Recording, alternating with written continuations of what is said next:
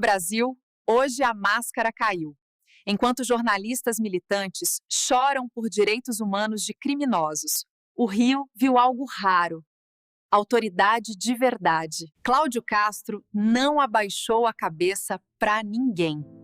Nem para Alexandre de Moraes, nem à esquerda, nem ao cartel da mídia, que defende bandidos travestidos de ONGs humanitárias. Essas são as imagens que a gente tem recente, os dois lado a lado conversando. A gente não sabe ainda se isso foi antes ou depois da reunião, mas foi antes da reunião, provavelmente antes da reunião, as imagens deles andando. A reunião ainda está acontecendo, segundo a nossa repórter que está lá acompanhando. Isso aí é o Alexandre de Moraes chegando, ele foi recepcionado pelo governador Cláudio Castro, e aí eles foram andando até a sala onde realmente a reunião aconteceu. Na verdade, está acontecendo. Começou por volta das 11 horas da manhã e ainda não terminou. A cara dos militantes da imprensa? Pânico puro. Eles queriam ver um governador ajoelhado. O que viram foi um homem de Estado. E isso, meus amigos, deixa esquerdista tremendo mais que traficante vendo caveirão. O governo do Rio de Janeiro disse ao Supremo Tribunal Federal que aquela mega operação com 121 mortos na semana passada usou violência proporcional e seguiu regras. Esse documento foi entregue ao ministro Alexandre de Moraes, que desembarcou no Rio para 5 reuniões com autoridades. Por que o Moraes? Porque o Moraes é o relator daquela ADPF das favelas, um conjunto de orientações para reduzir mortes nas ações policiais. Na petição assinada pelo próprio governador Cláudio Castro, ele argumenta ali que os agentes tiveram limitações práticas inevitáveis. Vamos aqui a alguns pontos importantes desse documento. O relatório tem 26 páginas. Começa com um pano de fundo sobre a criação e expansão do Comando Vermelho. Depois, o governador admite dificuldades em pontos fundamentais para as investigações, como a preservação da área de confronto. Mesmo assim, garante que a operação foi legal porque cumpria mandados judiciais, que o uso de força foi proporcional diante da resistência da facção fortemente armada, que a moderação se deu ao concentrar o confronto em área de mata e a conveniência da operação responde à necessidade de contenção do avanço territorial do Comando Vermelho. Esse documento lembra que 57 corpos foram retirados por moradores na madrugada do dia seguinte à operação e diz que não foi possível preservar o cenário por causa da ofensiva contínua dos criminosos e do socorro aos feridos que foi priorizado. Os desdobramentos dessa operação ainda mobilizam Rio de Janeiro, Brasília, em diferentes campos da política, também da segurança pública. Força proporcional. Traduzindo, não teve tapinha nas costas de vagabundo. A esquerda esperava pedido de desculpa pelos coitados armados com granada e fuzil. Recebeu tapa moral. Hoje, o mimimi dos colunistas da Folha bateu recorde de lágrimas por segundo. Deixa eu falar com a Malu, porque a Malu escreve, acho que são 2 matérias da Jornal Globo, né? Que mostram muito bem do que a gente está falando. Porque nesse aspecto que a gente passa a facção criminosa terrorista, você coloca nesse bojo governador do estado do Rio de Janeiro, governo do estado, governo dos Estados Unidos, União, estados e empresas. Por que está todo mundo de olho nessa história, Malu? Marcelo, é engraçado que esse debate está rolando abaixo do radar desde o início do ano. E agora, com essa polêmica, eu consegui apurar as iniciativas que vieram sendo tomadas desde então. E o que a gente mostrou no Globo hoje? O governador Cláudio Castro vem desde o começo do ano fazendo uma campanha junto aos Estados Unidos, que por sua vez tem tomado iniciativas também para tentar fazer com que o Comando Vermelho aqui no Rio e o PCC, mais focado em São Paulo, sejam considerados organizações narcoterroristas. E como você falou, isso mistura tudo. Por quê? Porque quando você... Aqui é a sua matéria Exato, do Globo. Ele foi, o governo do Rio foi à Embaixada Americana em Brasília no início do ano entregar um documento confidencial ao que eu tive acesso, apresentando uma lista do que seriam os benefícios para que o Comando Vermelho seja considerado uma organização narcoterrorista. E depois disso, o Cláudio Castro esteve em maio na divisão antidrogas Antidrogas americana em Nova York para apresentar uma proposta de colaboração nesses mesmos termos para esse sujeito aí, que é o agente especial que comanda a Divisão Antidrogas Americanas, a DEA, lá em Nova York. E nesse mesmo período veio um enviado do governo americano para cá com esse mesmo pleito. Ele tentou se reunir com a Polícia Federal para apresentar essa proposta de que o Brasil concordasse, o Brasil precisa concordar com isso. Quanto país? Quanto país, que realmente Comando Vermelho e PCC sejam considerados organizações terroristas.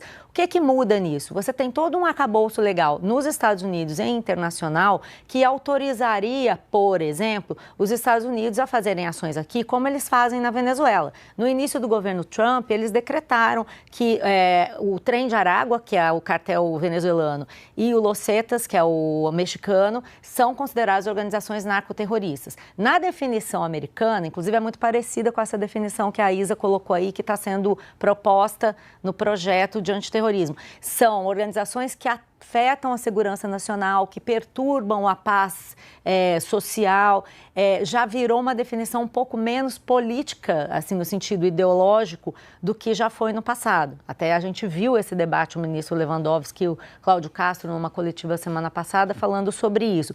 E por que isso é importante? Isso também abre espaço para sanções financeiras, como a que a gente viu, por exemplo, contra o ministro Alexandre de Moraes. Você tem as sanções OFAC, que são do escritório para coibir esse tipo de crime financeiro, crime relativo ao tráfico, e com isso você poderia, por exemplo, fazer com que alguns bancos que tivessem correntistas ligados ao PCC, por exemplo, fossem excluídos do sistema SWIFT, que é aquele sistema internacional de transações.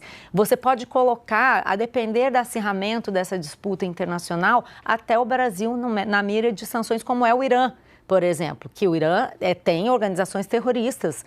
E aí o Irã, o Estado iraniano, bancos e empresas iranianas são alvo de sanção por terem ligação com o terrorismo. Quer dizer, isso abre uma ampla gama de possibilidades e consequências que realmente têm sido consideradas pelo governo brasileiro muito perigosas. Inclusive, eu ouvi ontem de um integrante, um auxiliar do presidente Lula, me dizer que, olha, isso é uma grande irresponsabilidade. Mas por que o governador quer isso? O governador Tarcísio de Freitas também vem defendendo isso. Todos os governadores de direita estão defendendo isso. Porque a partir do momento em que você abre essa brecha, também se abre a possibilidade de o governo americano lidar diretamente com estados subnacionais, que são os estados brasileiros. Poderia, por exemplo, o Rio de Janeiro fazer um acordo, alguma aliança com o governo americano, que é o que ele foi tentar fazer aí nessa reunião. Você anula o governo federal da história. Exato, é o que eles estão tentando. Existe uma divergência sobre como combater o crime e agora esses governadores de direita descobriram um atalho. Vamos colar no governo Trump e tentar classificar essas organizações como terroristas, porque assim a gente não precisa do governo federal para fazer a nossa ação aqui. Essa é a base de toda a discussão na PEC da segurança, inclusive. Os estados dizendo, nós não precisamos do governo federal, nós vamos agir por conta própria. O governador Ronaldo Caiado, na coletiva da semana passada, falava isso. Não, eu falo com o governo, quando tiver um problema, eu falo com o governador tal, com outro, um manda reforço e a gente aqui faz uma ação. Quer dizer, existe uma divergência, parece uma briga de cachorro grande, tipo assim, uma questão legal, cosmética, mas não é.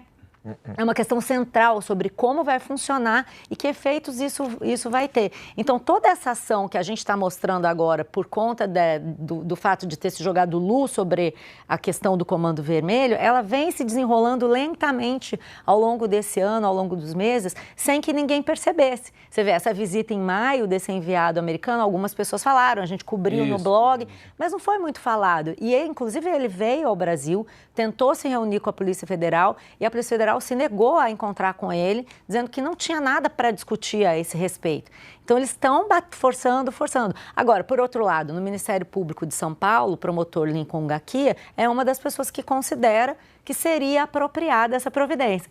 Promotor que nós tratamos aqui há algumas semanas, inclusive naquele plano para que fosse assassinado pelo PCC. Exatamente. Né? Existe uma compreensão do papel dessas organizações no crime transnacional que não é pouca coisa, muito relevante de se discutir. E vai pautar, eu acho que o que está acontecendo agora, com toda essa movimentação no Congresso e tal, é uma tentativa de botar esse assunto em pauta até a eleição de 2026. Porque a gente não pode nunca mais ignorar, até a eleição, a gente não pode ignorar esse contexto. Daqui para frente, tudo que é feito tem, sim, lá atrás, numa terceira camada, ou numa segunda, ou nem mesmo na primeira, a intenção de influenciar o debate eleitoral. E a ideia é essa. Você vê que nós não estamos mais falando do tarifaço, do Trump, faz tempo que nós não falamos mais disso. Indicação para o Supremo Tribunal Federal que está aí parada. Exatamente. É essa a pauta agora. Vamos todo mundo discutir segurança, porque isso faz diferença em 2026. Agora, do outro lado da moeda, qual é o interesse dos americanos? Quando você tem um acordo como esse, você aumenta a ingerência sobre os países da região, aumenta o poder dos Estados Unidos.